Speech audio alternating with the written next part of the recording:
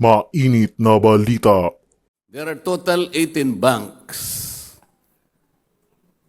and 49 number of accounts. If the money involved here is not so huge, well, first of all, why do you need 49 banks? The most intriguing part here, ladies and gentlemen, is that these accounts are traceable to one COMELEC official. Is not COMELEC supposed to answer us? This is the big question. We need to protect the sanctity, the credibility and integrity of our electoral process and the outcome of every election that will transpire in this country. Mga kalokohang pinagagawa ng COMELEC matapang na nilantad ni Congressman Rodante Marcoleta. COMELEC, tumanggap di umano ng pera ayon sa batikang mambabatas. Detalye, pinakita. Talagang nalalapit na ang 2025 elections at kasabay din ito ay ang mga negatibong usapin patungkol sa panibagong service provider na pumalit sa Smartmatic na si Meru Systems. Naging kontrobersyal nga ang pagkapanalo ng Meru dahil nga hindi di umano naging patas ang COMELEC sa kanilang isinagawang public bidding. Nabanggit ni Kong Dante na naghain daw ng formal na reklamo ang Smartmatic laban sa COMELEC dahil nga hindi nila ito pinayagang makasali sa kanilang bidding dahil sa hindi malamang dahilan. Pinabura naman ng Korte Suprema ang reklamong ito, ngunit hindi na nila pinawalang bisa ang nangyaring bidding dahil nga kaunti na lang daw ang panahon at maaaring makaapekto ito sa preparasyon para sa 2025 election na tila ay nakapagtataka ayon pa kay Congressman Marcoleta. Ngayon naman ay nagbunyag ng isang detalyado at nakakagulat na revelasyon si Congressman Rodante Marcoleta patungkol sa isyong ito. Sa isang press briefing ay buong tapang niyang inilantad ang mga kalokohang pinagagawa ng COMELEC. Sa kanyang isinagawang masusing investigasyon ay napag-alamang napakaraming paglabag sa batas ang ginawa ng nasabing ahensya. Di umano, ang makinang gagamitin ng Meru Systems para sa eleksyon ay hindi di umano pasado alinsunod sa standards ng automated election law ng bansa dahil hindi pa napapatunayang matagumpay at walang pagpalya ang mga makinang ito kung pagbabasihan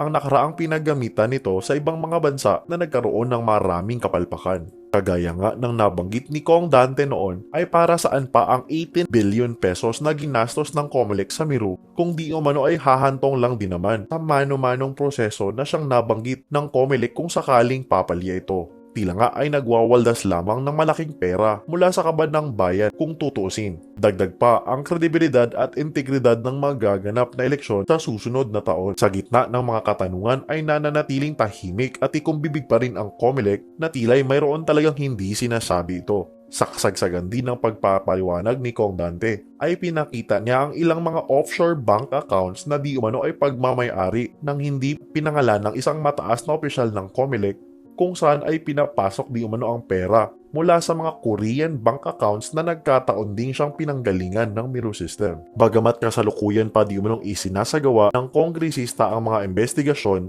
ay tila malaki ang hinala niya na posibleng mayroong bayarang naganap sa pagitan ng Meru Systems at ang ahensya ng COMELEC kung pagbabasihan ang takbo ng mga pangyayari na nagresulta nga sa pagkapanalo ng Meru Systems sa 18 billion pesos award para magbigay serbisyo sa magaganap na eleksyon sa taong 2025. Ayon naman kay COMELEC Chairman George Garcia, ay hindi na dapat di umano magpaligoy-ligoy pa dahil alam niyang siya di umano ang tinutukoy ni Congressman Rodante Marcoleta patungkol sa mga offshore account. Dagdag pa niya na isa di umano itong demolition job laban sa COMELEC at harapan niyang itinanggi na wala siyang foreign account sa kahit na anong bansa.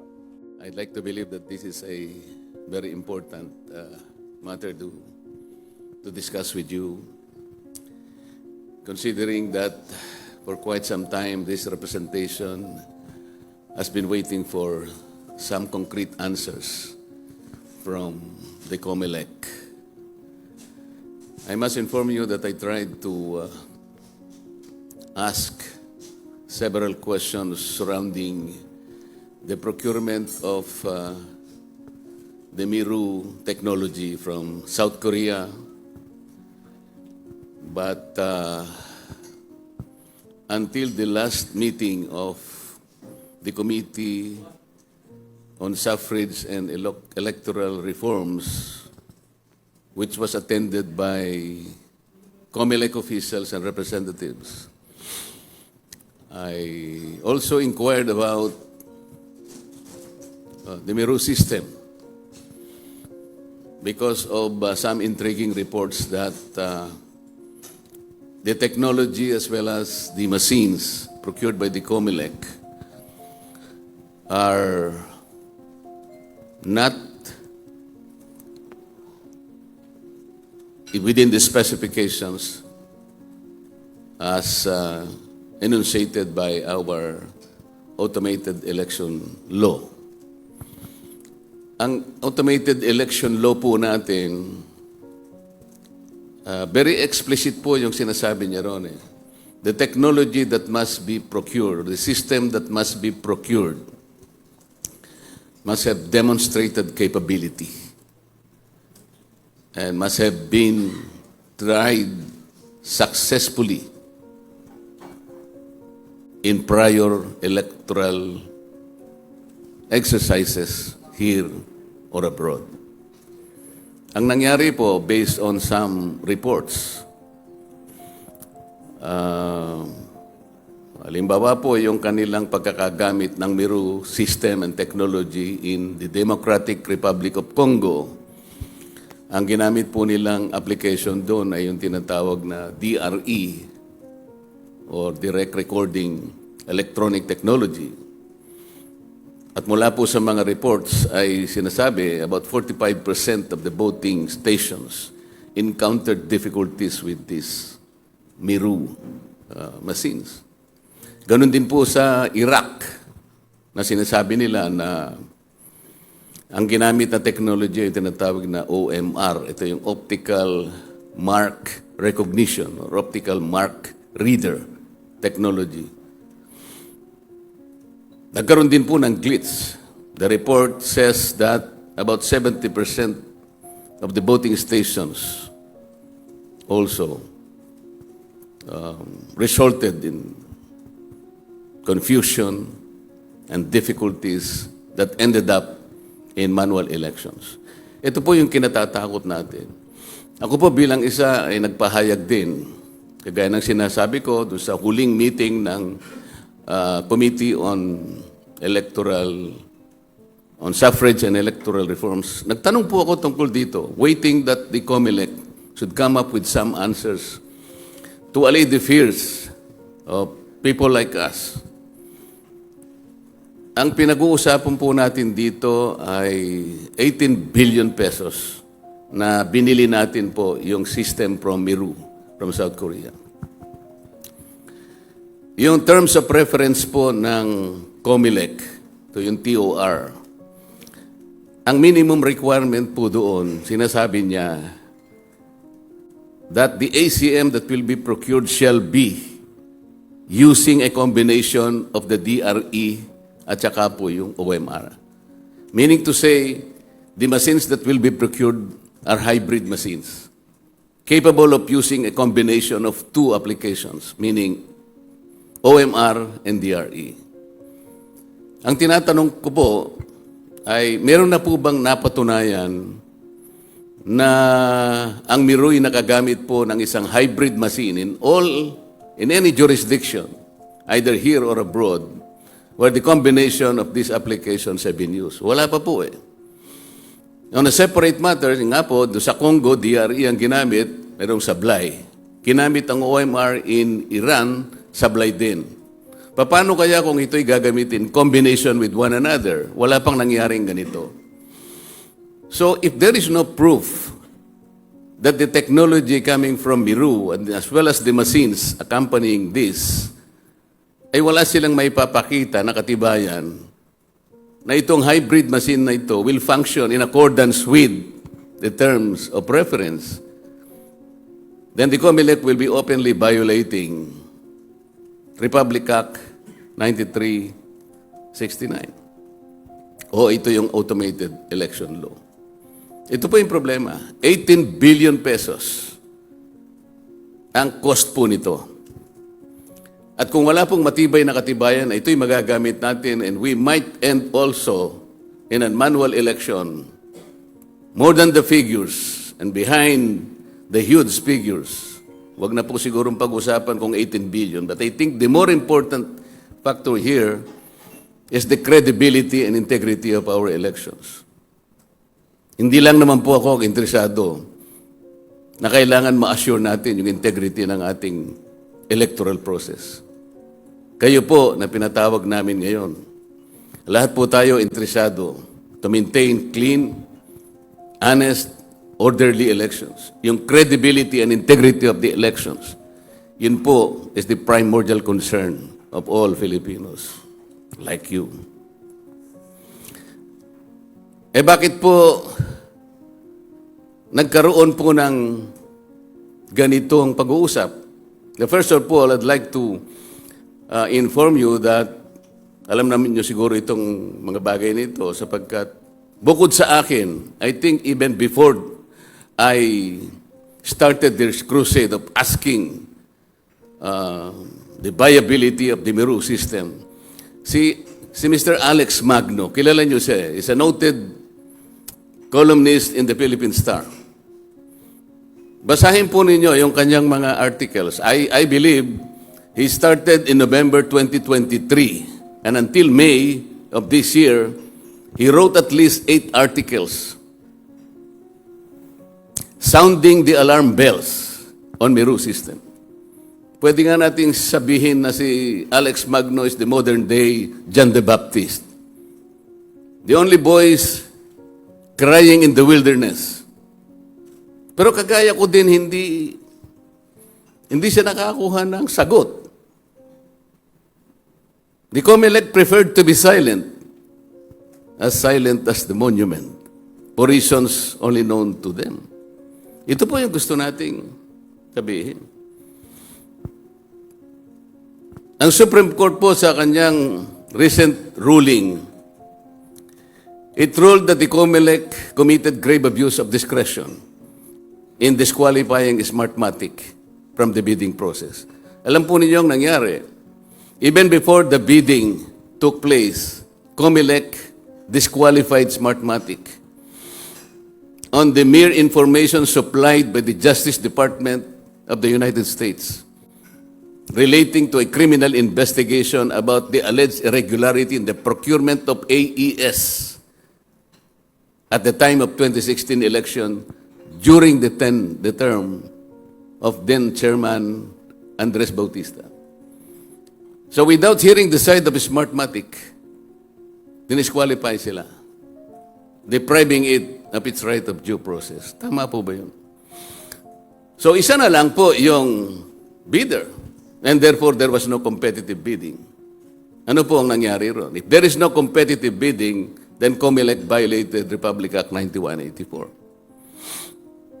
Bukod doon, COMELEC violated their own internal rules and regulation, which describes in detail the bidding process. Dahil walang bidding na po eh. So ano po ngayon ang delikado? How can we assure the integrity of our election system? How can we assure the outcome of the 2025 elections? Ano po ba yung epekto ng decision ng Korte Suprema?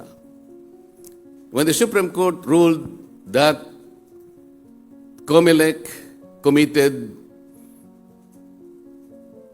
grave abuse of discretion, ano po yung significance nun? Legally speaking, an act committed with grave abuse of discretion is void. It is non-existent. So the question is, why did not the COMELEC rule that the bidding is void? Ganito po ang nangyari. The Supreme Court chose to apply what we call the operative fact doctrine. Yung operative fact doctrine applies where the acts committed before the determination of their constitutionality produce consequences that cannot always be disregarded. Meaning to say, they can set aside the action, but the effects remain. Ang kinatatakutan po ng Supreme Court kasi, if it will rule that the bidding is null and void, then another bidding should be called. Kapag ka daw po nagkaroon pa ng another bidding, ang magiging problema, it will adversely affect another issue of public good. Ano daw po yun? The very strict timeline remaining for the 2025 national election. Parang yung, with all due respect to the Supreme Court, I think there is no basis for the apprehension. Bakit po? You will recall, yung 2010 elections natin, meron na lamang 10 buwan ang natitira nun. But we were able to conduct the election. Lalong-lalo naman noong 2016 elections. Noong 2016, the contract was awarded in September of 2015. 8 months na lang po ang natitira. And to make it a little bit more complicated, 2 months before the conduct of the elections in 2016, the Supreme Court also ruled to implement yung sinasabi nating BCPAT. Ito yung Voter Certified Paper Trail Audit. Sabi ng Supreme Court, you have to implement that. So the contractor worked for 2 weeks in order to adjust the voting machines. And despite all these difficulties, I think the 2016 elections can be described as one of the most successful elections we had in recent memory. Why? Ang sabi po nung election audit, it's 99.98% accurate. So ano pong ibig sabihin natin ngayon? Wala bang panahon? Meron pa pong panahon eh. Sana mag-conduct ng new audit para sa ganun lahat po ng ating kinatatakutan, lahat ng ating apprehensions ay mawala. Kasi po ngayon, kailangan i-prove talaga ng Miro muna na competent, na yung kanilang mga makina ay talagang magagamit natin ng maayos. Or otherwise, the voters will become guinea pigs for these hybrid machines, which were not tested anywhere. Ngayon po, meron pang nakaka-intriga rito eh. And I would like to use some slides here for your consumption. Some reports coming to the office of this representation. Is this slide available?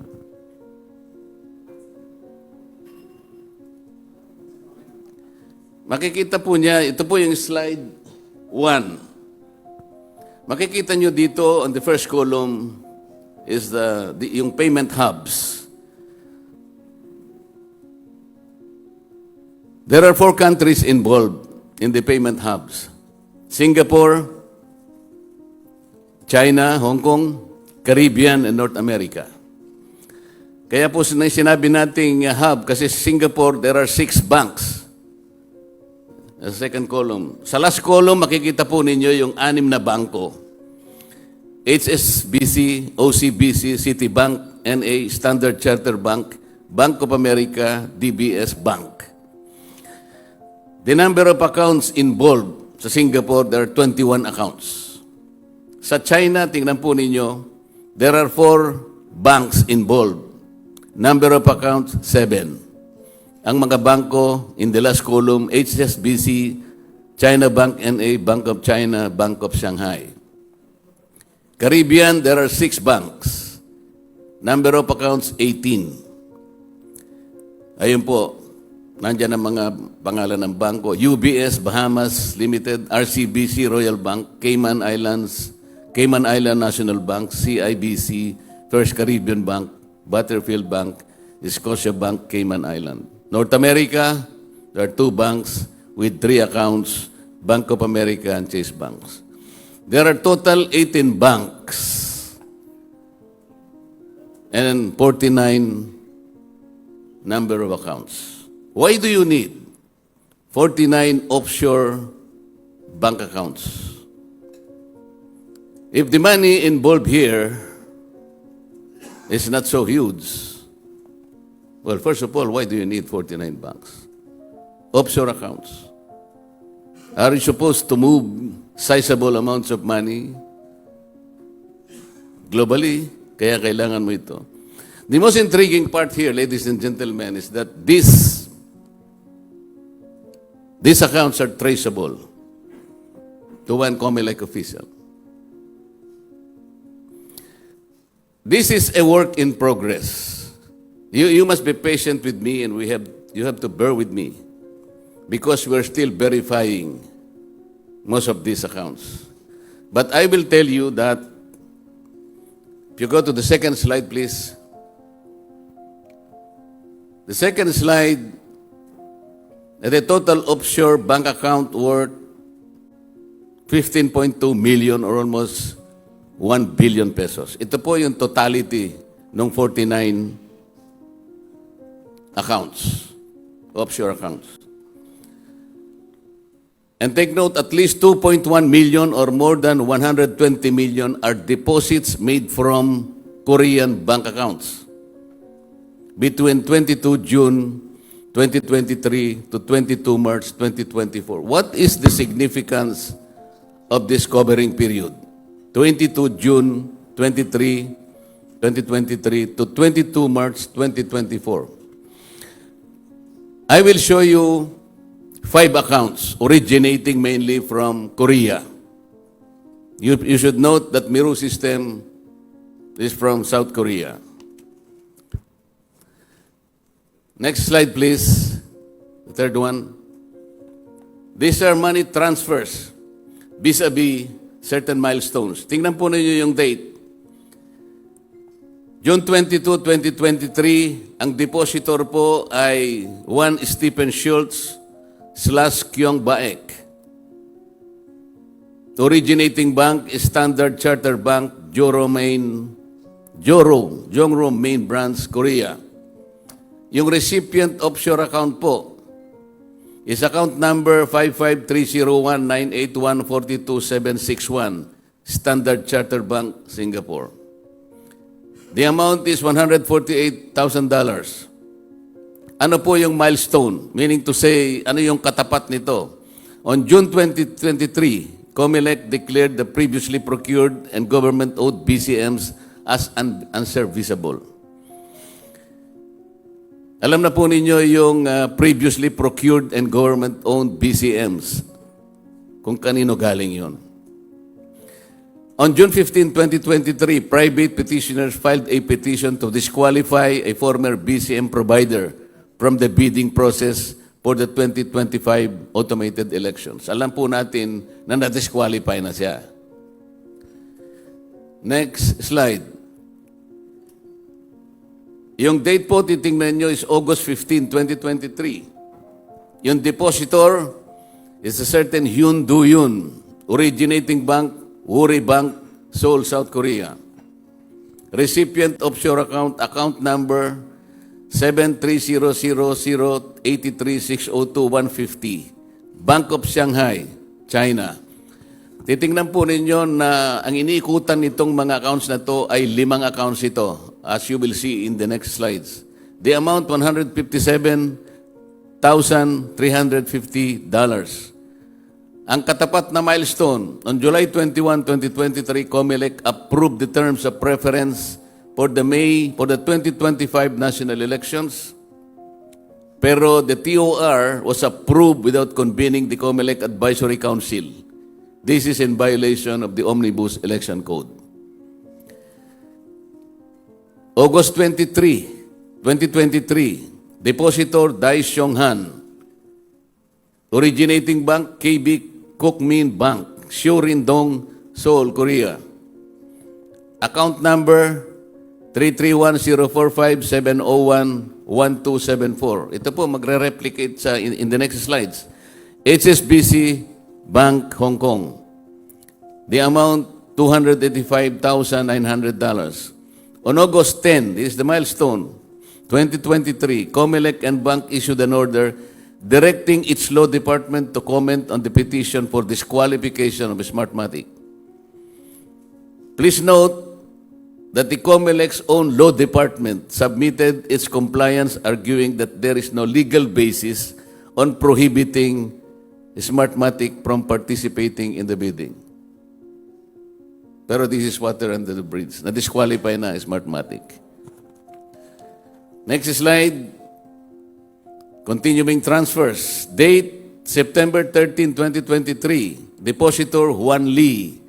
Sinhan Bank, Yowie, Dairo, Seoul, Korea. Account number, ito, lumabas na po sa nakaraang slide.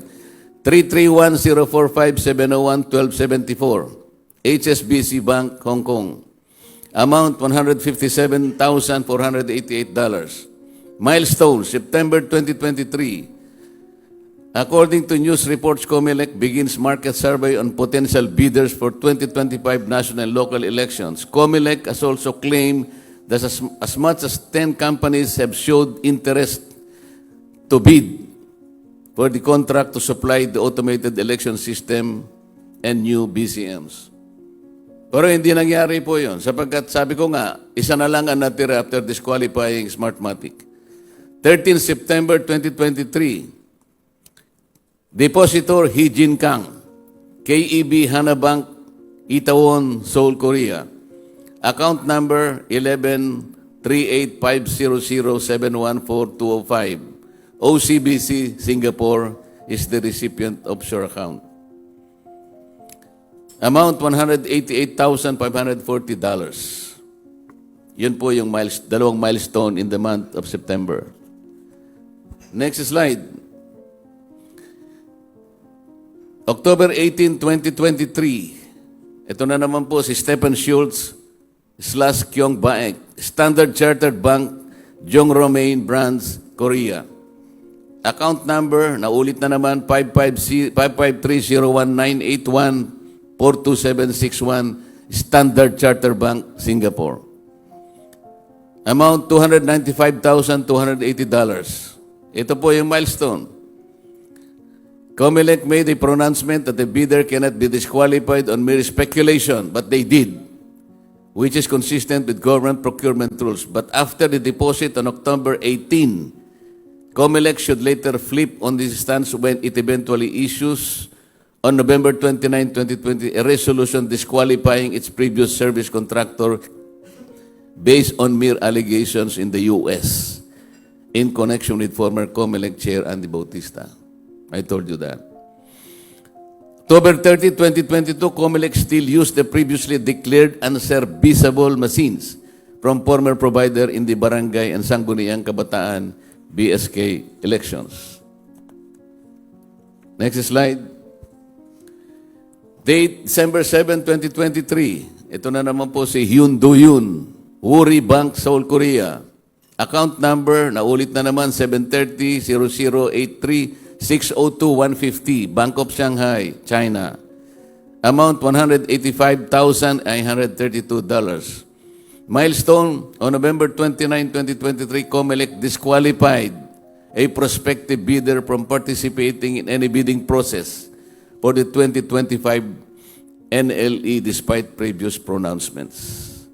December 14, 2023, Hee Jin Kang, KEB Hana Bank, Itaewon, Seoul, Korea. Account number na ulit na naman 113-850-071-4205. OCBC, Singapore. Amount $245,800. 14 December 2023, ang katapat na milestone, Myri is the only company to submit a bid. 19 December 2023, Dong Yong Jiang, Woori Bank, Singapore.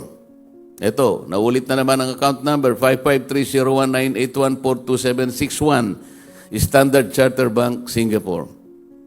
Amount, $275,100.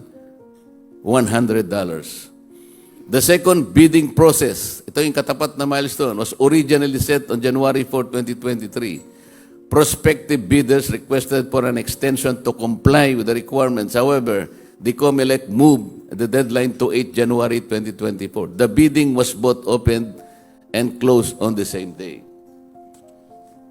Last, the date, March 22, 2024. Depositor Deborah Reed, Hana Bank, Yujuro, Seoul, Korea. Recipient offshore account, naulit na naman, 730-008-3602150, Bank of Shanghai, China.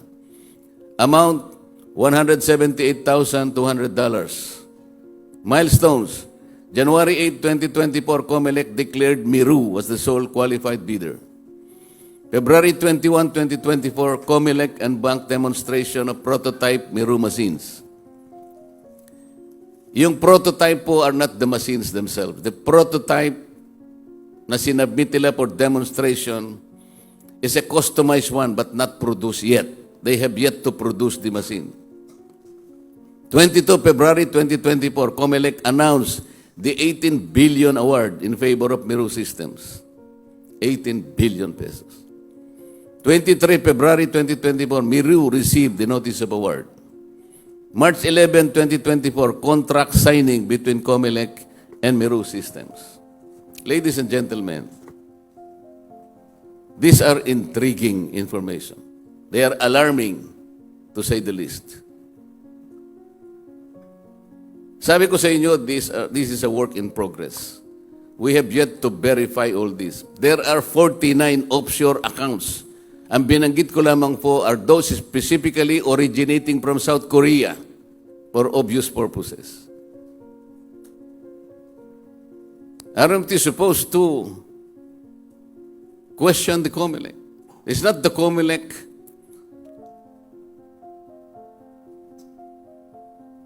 constitutionally obligated to at least make a response? Sabi ko ka sa inyo kanina earlier, Alex Magno did already the sounding of alarm bells. But COMELEC kept its silence. I did also on my own. Pero wala rin nangyari. Aren't we supposed to ask them? Is not COMELEC supposed to answer us? This is the big question. And I think we owe it to ourselves and to the next generation. We need to protect the sanctity, the credibility and integrity of our electoral process and the outcome of every election that will transpire in this country.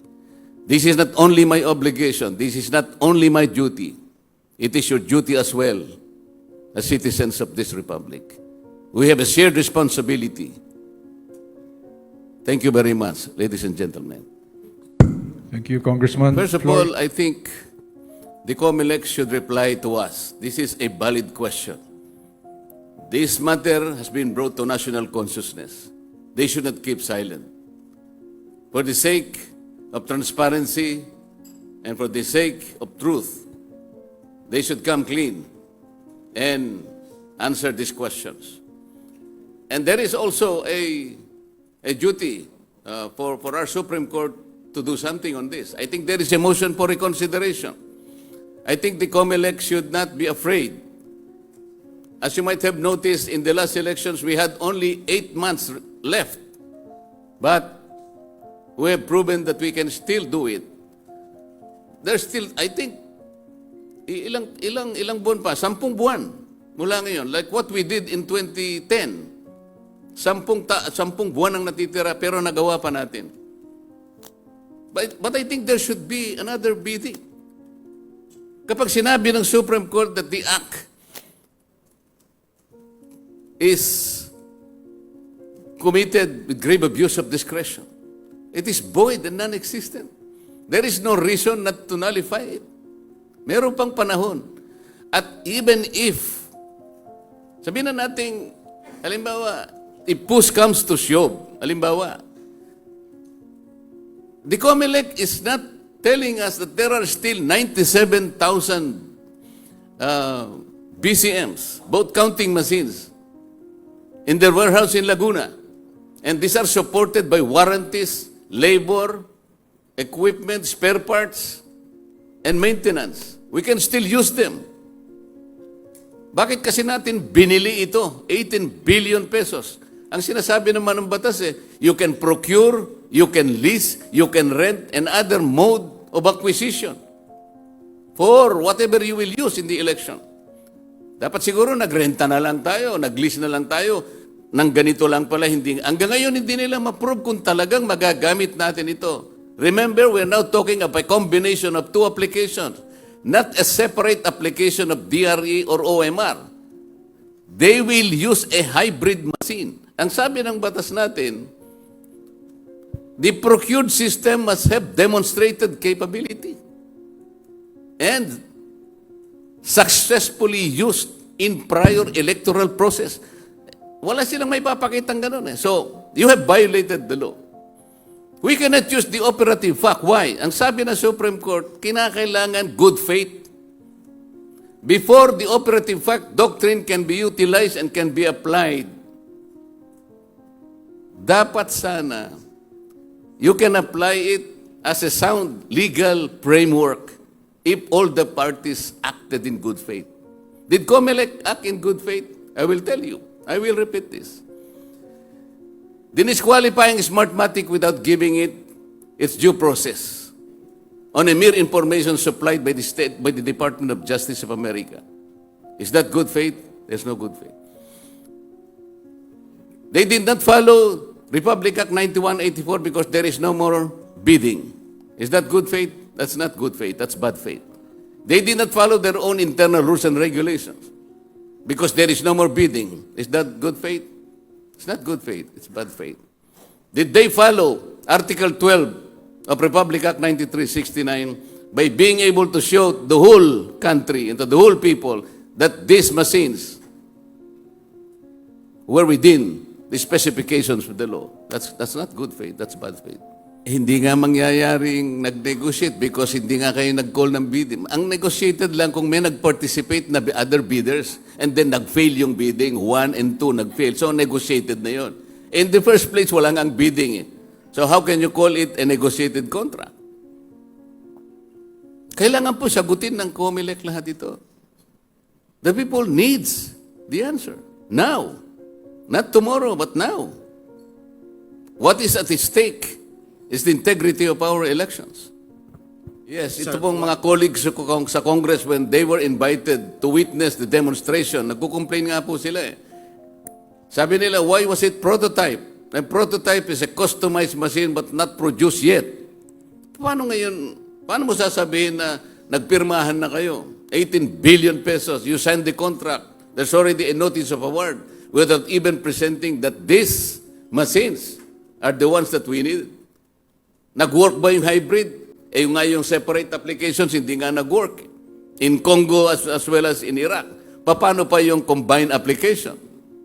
There is no precedent yet. 18 billion pesos.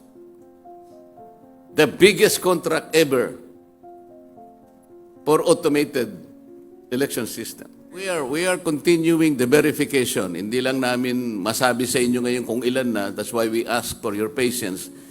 Medyo, medyo critical po talaga.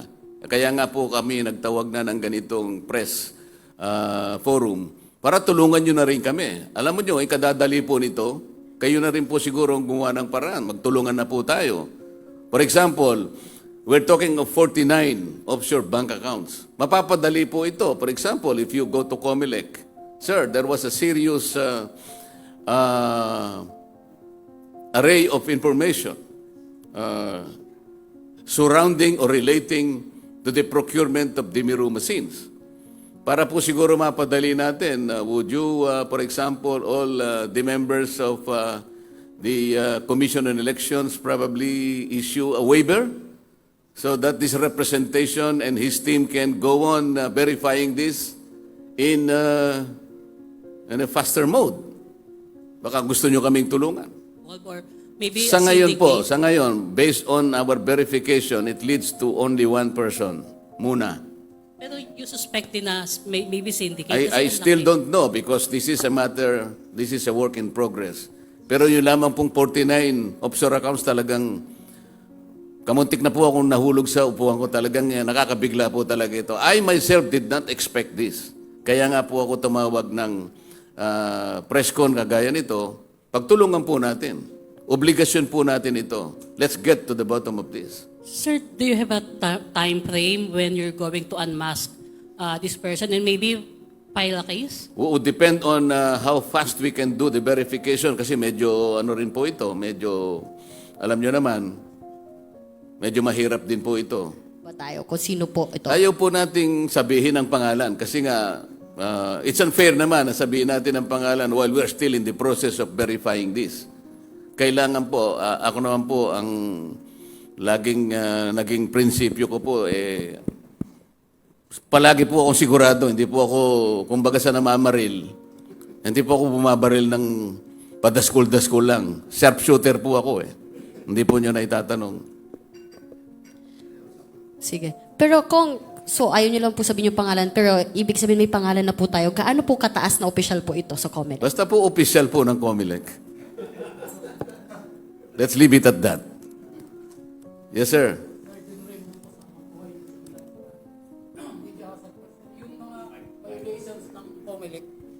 Sir, yung sinayad yung mga violations ng COMELEC sa automated election law at sa procurement law, enough grounds po ba yun para sa impeachment ng COMELEC officials? Medyo, Enough grounds for impeachment ng COMELEC officials? oo naman. Yung violation. Yung pag nag-violate ka ng batas natin, meron tayong Republic Act 9369. Maliwanag ang banggit niya. Yung ipo-procure mong system, sabi niya ganun, must have demonstrated capability.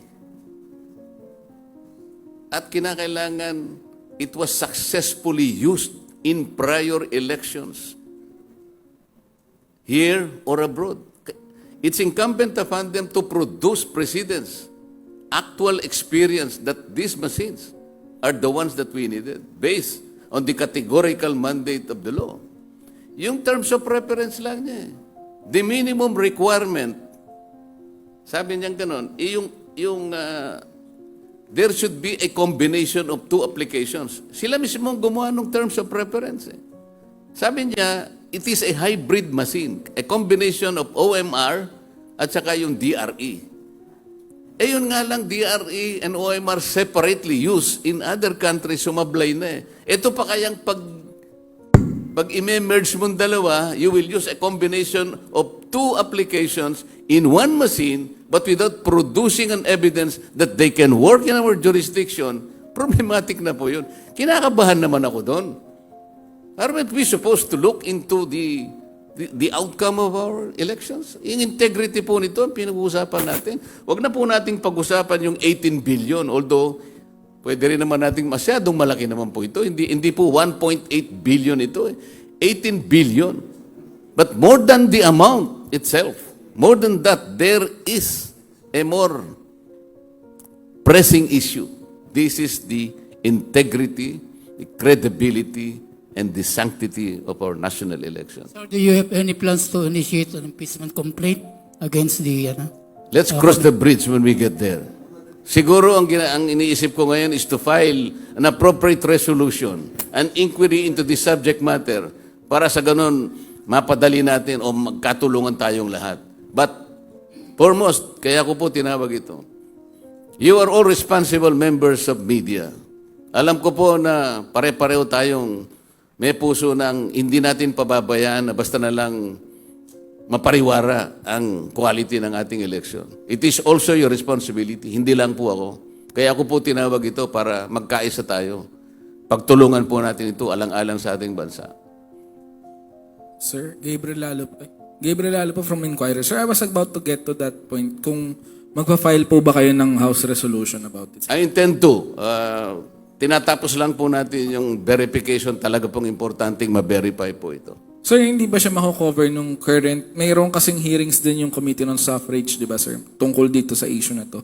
Hindi siya mako-cover nun para mabilis na lang. Kasi, Wala namang specific hearing kasi based on this eh.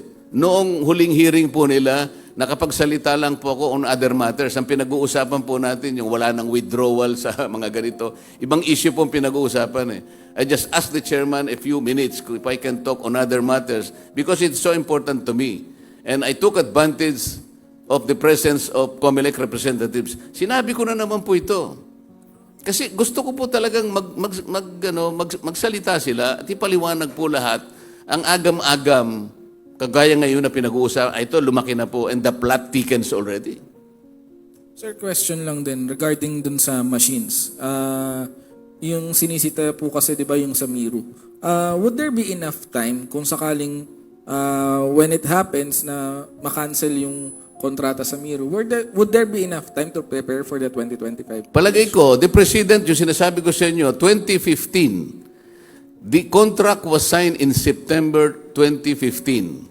8 months na lang ang natitira for the 2016 elections. At pagkatapos nga, nagkaroon pa ng problema because the Supreme Court made a ruling that the COMELEC should institute or implement yung BCPAT. Ito yung Voter Certified Paper Trail Audit.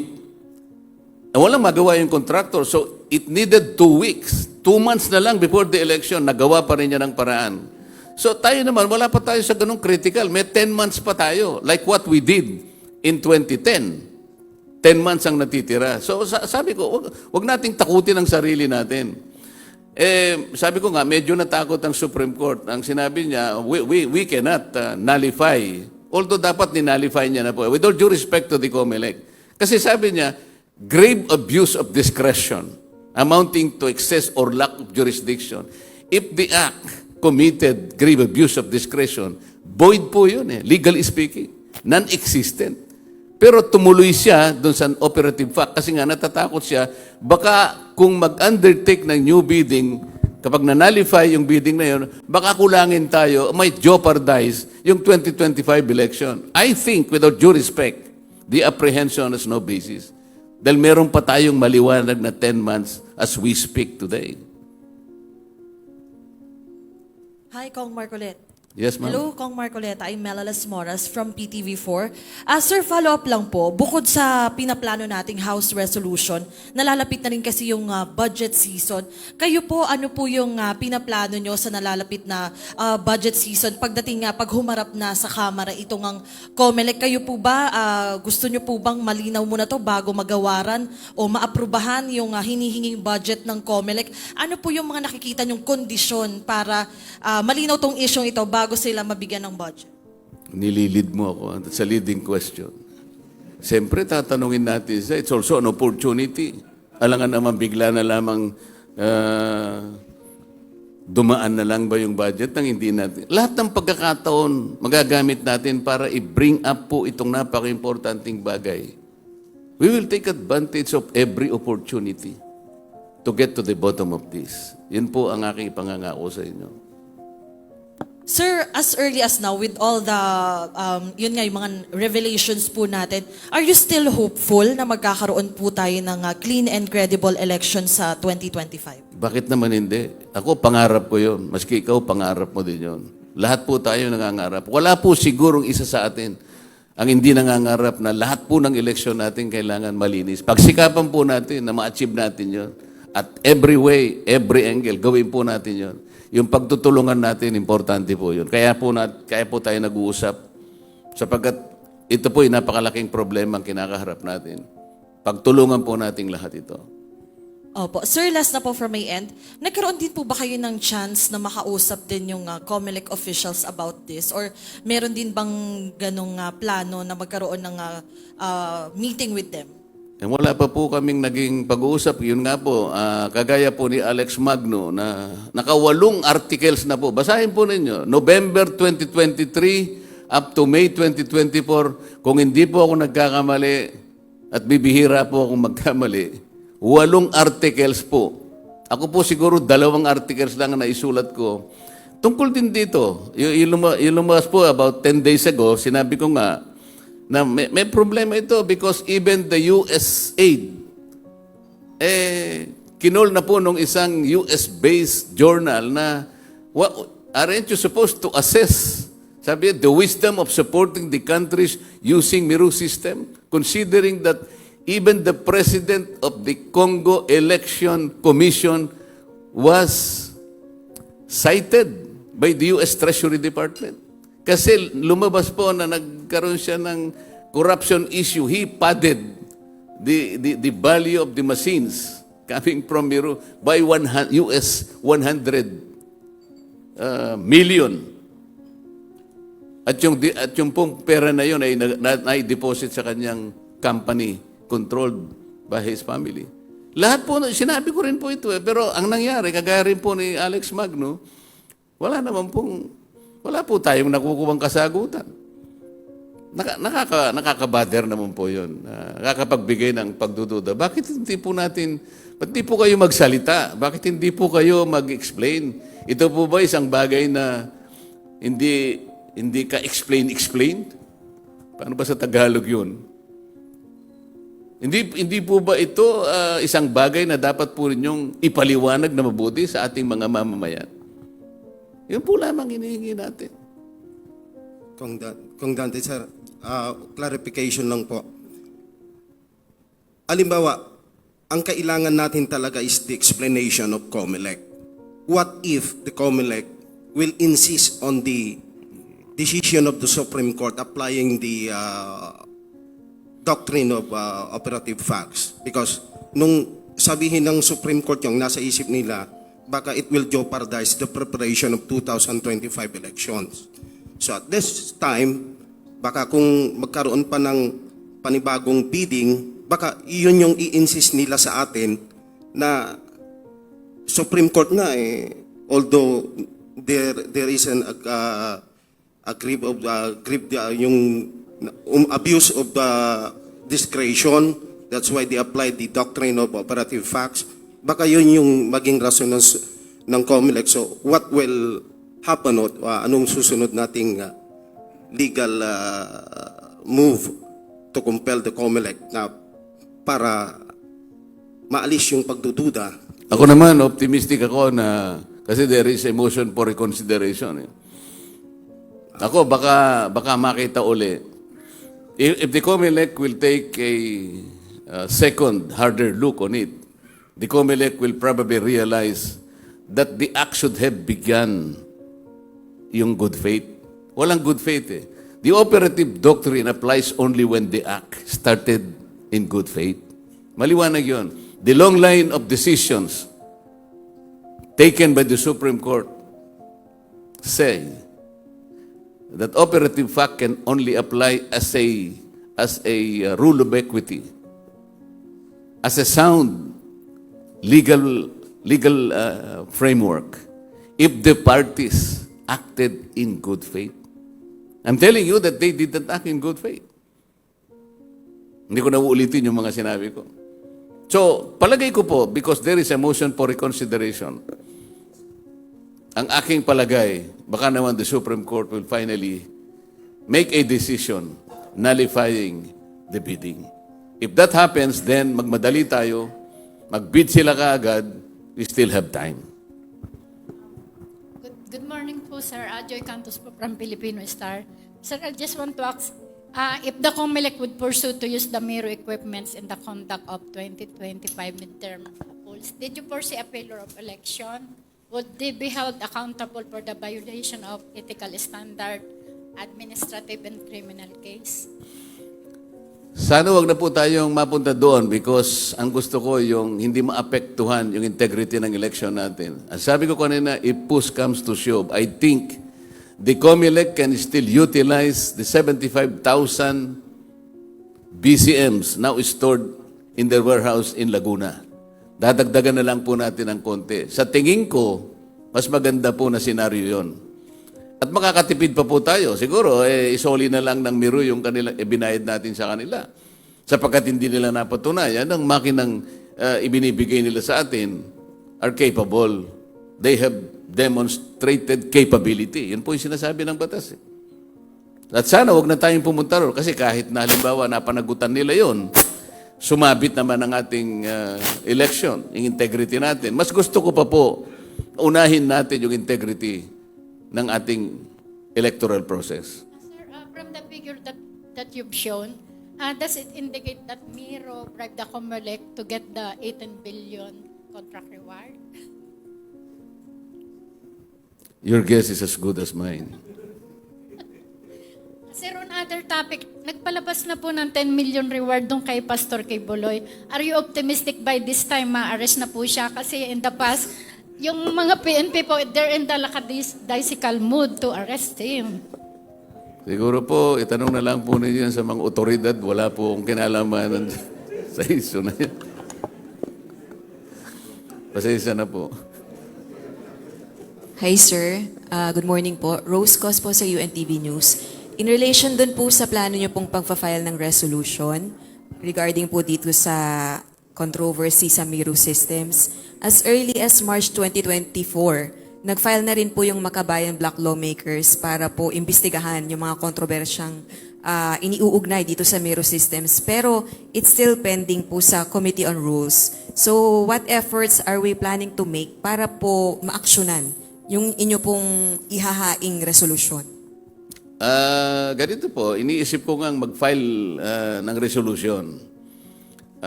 Kung meron nang nag-file po noon, siguro ang gagawin lang ng House, i-consolidate po yung dalawang yon at tatanungin po natin bakit medyo naantala yung Committee on Rules para iyon ay agenda po. But that's another story. Is there any particular issue po ba na balak nyo pong ilagay dun sa resolution? Particularly ito pong inyo pong ni-reveal today. Yun pong mga anomalous transactions. The intended resolution will only revolve on the matters that we have discussed today. Okay. Sir, good morning po, sir. Rafi Rico po ng Non-Break Balita, publisher. Sir, isigway ko po ng konti ang aking katanungan sa topic. Segue mo? Huwag masyadong malayo, huwag masyadong malayo. Kunti lang po, konti. Sir, kasi ayon po sa survey ng PAPI, Ayon sa? survey po ng PAPI, Publisher Association of the Philippines Incorporated, para po yatang nagkaroon sila ng survey hinggil po sa mga napipisi nilang tumakbo sa pagkasenador ngayong darating na eleksyon. Ngayon po, isa po kayo sa napipisil nila. Kayo po ang nasa top eh. Ano po ang masasabi nyo dito? Pabibigyan nyo po ba ang kanilang kahilingan? Ano po yung nakalagay sa survey? Hindi ko po alam. Ano po yung nakalagay? Kayo po ang napipisil bilang para po tumakbo sa susunod na eleksyon sa pagkasenador. Ano po masasabi niyo? Nakakataba naman ng puso yun kahit na... siyempre po, kung napipisil nila tayo, hindi ko po alam kung ano po ang nakain nila, ba't tayo napisil. Malaking bagay po yun. At karangalan po ng inyong lingkod na mapili po tayo. Kung totoo po yung sinasabi niyo. Yun na nga po, sir, hanggang itong first quarter ng taon po, talagang kayang napipisil. Ipahatid po ninyo sa kanila ang aking pagpapasalamat, sir. Sir, follow up ko rin lang yung Partido Federal. Kumusta na po? Hindi ko po alam. Hindi po ako miyembro ng Partido Federal. Kayo rin po kasi ang inendorso. Nung Partido Federal? Yes, sir. Hindi ko po alam yon kasi ang alam ko po, siyempre, ang alam ko po ang Partido Federal, ang chairman po, ang Pangulo ng ating bansa. Wala pa po akong nabalitaan na nanggaling sa kanila na ako po inendorso ng Partido Federal. At kung sakasakali naman po na ganun ang mangyari, ulitin ko po sa inyo, magpapasalamat din po. Thank you po, sir. Okay. Yes, sir. Thank you. Nelson Santos from the Publishers Association of the Philippines. Buti na lang ho, nandito ako. Una ho, wala ho kami nakain, Congressman. Talagang sa 1,000 plus respondent namin, talagang nandun yung pangalan nyo, nasa top 5 lagi. So for how many quarters na nilabas namin? Ano po? Nasa top ano po? 5. Nasa 3, minsan nasa 4. Kasi series of survey yung ginawa namin, yung sa senatorial, lagi yung lumalabas yung pangalan nyo. nationwide survey. Okay? Ang question ko lang, last week ko kasi natin ako sa Handa Pilipinas ng DOST. During press con, tinanong ko lang kasi kay Secretary Solidum, darating na ako ang eleksyon. Meron bang magagawa ang DOST? Lalo na pagdating dun sa mga voting machine kasi masyadong controversial yung Smartmatic, ganyan, yung gano'n. Ang sagot niya sa akin, meron sila at kaya nila. Actually, meron na rin silang prototype na pagdating sa election machine at kaya nila. Ngayon, ang problema lang ho nila, kailangan daw yung machine na yon at least 3 bansa ang nagamit na na-aprobahan bago ipasa sa batas dito sa Pilipinas. Pero kayong comment nan. Ay maganda pong balita yan. Kung sakasakaling ang ating DOST kayang panagutan po yung paggawa po ng isang makina na gawa dito, kayang-kaya nating ipatupad dito para hindi na po tayo magkagasta. Napakalaking bagay po niyan. At yan po ay siguro may pagmamalaki natin. Unang-una, hindi na po tayo gagasta. Pangalawa, nagawa natin na sariling atin pala, kayang-kaya naman nating itaguyod ang ating eleksyon. Maganda pong balita yan. Sana po'y magkatotoo yan.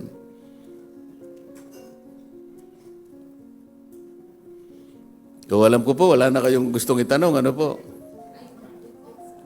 Yes.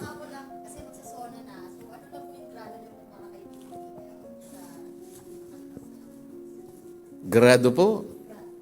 Hindi po ako marunong magbigay ng grade. Hindi po ako teacher, maniwala kayo. Sana po makapagbigay ako ng grado, pero baka po magkamali ako. Kaya yung pong mga bagay na wala po akong experience. Siguro po kung naging teacher ako, baka makapagbigay po ako ng grade, ma'am. Thank you po sa tanong nyo. Assessment niyo po so far po sa amin. And what do you expect? Gusto niyo pong marinig sa SONA, yung Pangulong Bongbong sa July 22? Siyempre, ang gusto nating marinig, yung pong makapagbibigay po ng iba yung pag-asa sa ating bansa. Kahit na mahirap po yung ating buhay, kailangan po ay ma-uplift po yung pag-asa ng bawat mamamayan. At sana po sa SONA niya ay maging hitik po ng mga bagay-bagay na pagmulan po ng pag-asa para sa ating bansa. Sapagkat pagka mataas ang pag-asa po ng mamamayan, alam po ninyo, makabubuti po yun sa pangkalahatang lipunan na ating ginagalawan. Salamat po.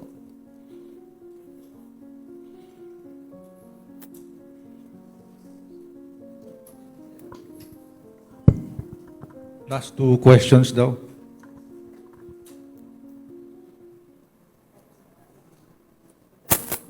Pahabol na lang po, sir. Since malapit na po yung midterm election, would you move to ban yung paggamit po ng AI at deepfake sa election campaign? Kasi nauuso po yan. Yung pong artificial intelligence, sa ako po ay walang kasanayan sa epekto po niyan. Ayoko naman pong sabihin na ayokong ipagamit o gusto kong ipagamit kasi wala po akong karanasan sa magiging epekto niyan, maging yan ay negatibo man o positibo, lalong-lalo na sa mga kandidatong papalaot para sa susunod na eleksyon. Ayoko pong mag-comment sapagkat hindi ko po alam ang impact po nito sa mamboboto, sa ating mga botante at sa mga iboboto natin. Siguro po, hayaan na lang natin ang COMELEC na gumawa ng kapasyahan sapagkat sila po ang alam kong nakakaalam sa ikabubuti po ng pagsasaayos at pagsasagawa ng ating pagboto sa 2025. Salamat po. Last question po. Puro last no? Wala na po. Last question po. Going.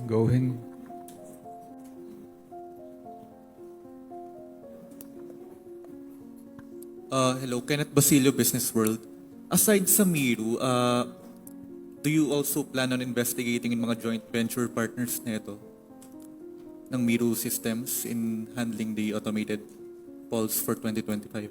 Siguro tutuloy din yun sapagkat yung Miro is a joint venture also. I think it's utilizing two local companies dito sa ating bansa. So siguro matitingnan din po doon kung ano ang capability po ng tatlong kumpanya na kanilang isinama doon sa joint venture. Kung meron silang kasanayan, kung meron silang experience, matitingnan din po siguro yung aspeto na yon because pagdating naman po sa investigation, alam po ninyo, lahat po talaga lahat ng aspeto ay matitingnan. Thank you. Sir, isang-isa na lang. Yung partner niya, St. Timothy Construction, based on the record, blacklisted siya ng DPWH. Hindi ko pa po alam yun. Salamat po sa information. Siguro po ay matitingnan din yan at mapapatibayan natin kung totoo lahat yan. Thank you.